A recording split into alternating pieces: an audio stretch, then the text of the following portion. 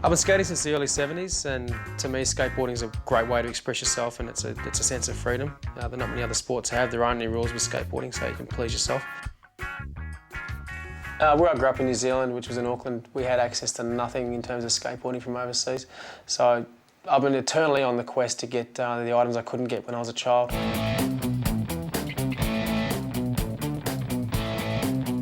That's everything from, obviously skateboards to shoes to stickers to any kind of memorabilia, the clothing that relates to that period in skateboarding.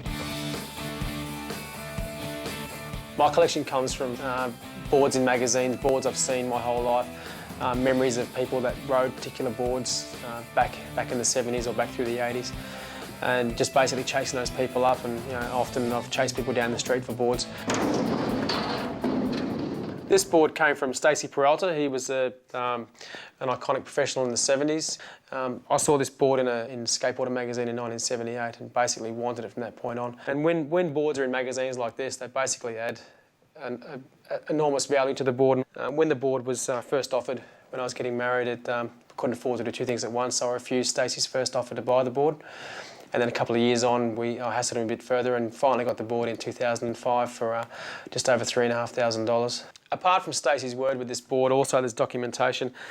There's a mark on the photo which runs from the R to the L, and also it's on the skateboard here, which you can clearly see, and that would identify the board without a doubt.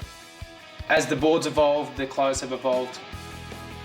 In the 70s, if you skated, you looked like this. The 80s was more of a grunge era, so you looked like this if you were skating in the 80s. In the 90s, there was no padding and the clothes were oversized, more of a gangster look.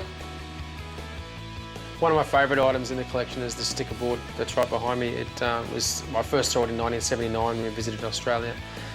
Year upon year, I'd go to Sydney and ask the shop owner if he would sell it to me, and he said no. And then one year, in 2002, he said, "Yep, you can buy it today, Tony." So I did.